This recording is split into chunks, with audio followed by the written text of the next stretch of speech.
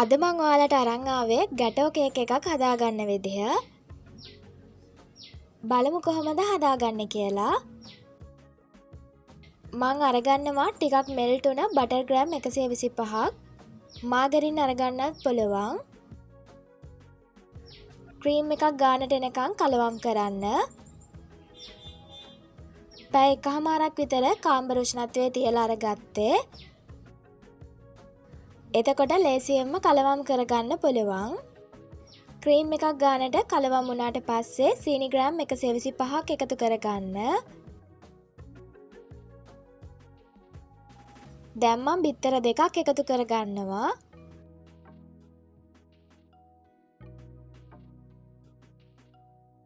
කිරි මිලිලීටර් 30ක් එකතු කරගන්න. මම ගත්තේ ප්‍රෙෂ් මිල්ක්. පැයක් වගේ කාම්බර උෂ්ණත්වයේ තියලා ගත්තේ. පිටිකිරි දිය කරලා ගන්නත් පුළුවන්. මද රස්නේ වතුර වලට පිටිකිරි ටික දිය කරලා හොඳට නිමුණට පස්සේ කේක් බැටර් එකට එකතු කරගන්න. රස්නේ පිටින් එකතු කරන්න එපා. චොක්ලට් කේක් එකක් හින්දා වැනිලා එකතු කරගන්න ඕනේ. ඔයා කැමති නම් තේ හැඳි භාගයක් විතර එකතු කරන්න. මික්ස් එක අයින් කරලා පිටි ටික එකතු කරගන්න. පිටි ග්‍රෑම් 100ක්. පාන් පිටි අරගන්න පුළුවන්. කේක් පිටි ගන්නත් පුළුවන්. කොකෝ පවුඩර් ග්‍රෑම් 25ක්. බේකින් පවුඩර් තේ හැන්දක්.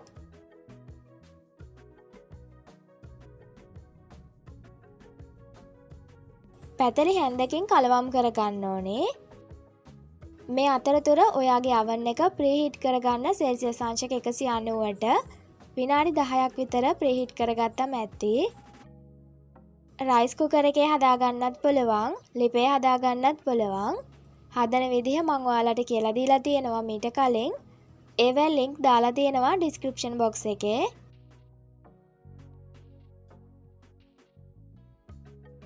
සෙල්සියස් අංශක 190ටම oven එකේ හීට් එක තියාගෙන විනාඩි 20ක් 25ක් වගේ කාලයක් බේක් කරගන්න ඕනේ. කේක් එක බේක් කරගත්තට පස්සේ නිවෙන්න තියන්න. නිමුණට පස්සේ අයිසින් ටික ලෑස්ති කරගන්නේ. බටර් ග්‍රෑම් 150ක් අරගන්නවා. ක්‍රීම් එකක් ගානට එනකම් බීට් කරගන්න.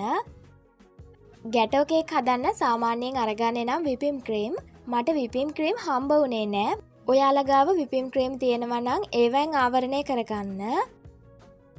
බටර් ටික ක්‍රීම් එකක් ගානට බීට් කරගත්තම ලා කහ පාටක් එනවා. එතකොට ඔයාට පුළුවන් අයිසින් සීනි ටික එකතු කරගන්න. අයිසින් සීනි ග්‍රෑම් 400ක්. අයිසින් සීනි ටික අනිවාර්යයෙන්ම හලලා ගන්න. මුලින්ම පැතලි හැන්දකින් කලවම් කරගෙන බීට් කරන්න. එතකොට ඔයාට ලේසියෙන්ම අයිසින් ටික හදාගන්න පුළුවන්. බීටර් එකක් නැතුව අයිසින් හදාගන්න විදිහත් මම ඔයාලට කියලා දුන්නා මීට කලින් දාපු කේක් රෙසිපි එකේ.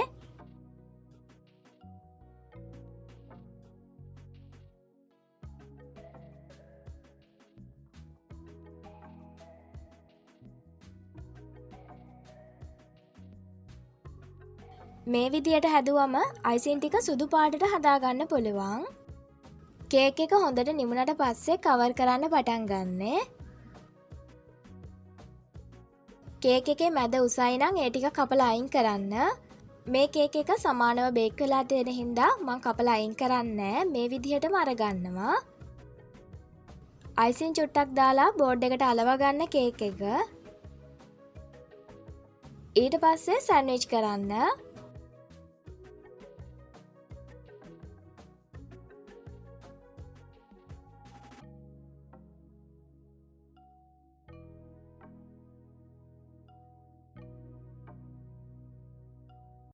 දැන් මම ජෑම් ටිකක් දාගන්නවා. ස්ට්‍රෝබෙරි ජෑම් අරගන්න පුළුවන්, අන්නාසි ජෑම් අරගන්නත් පුළුවන්. එහෙම නැත්නම් ඔයාට පුළුවන් ස්ට්‍රෝබෙරි කෑලි පොඩියට කපලා දාගන්න. චෙරි දාගන්නත් පුළුවන්.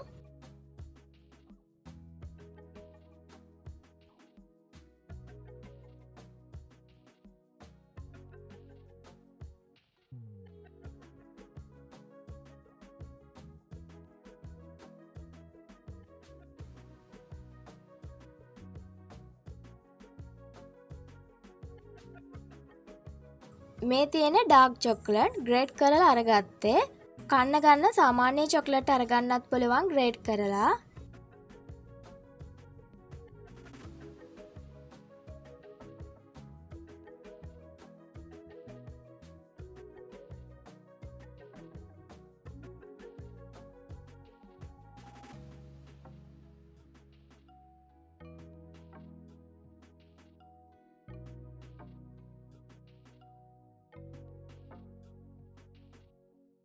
1F මල් නොසෙල් එක,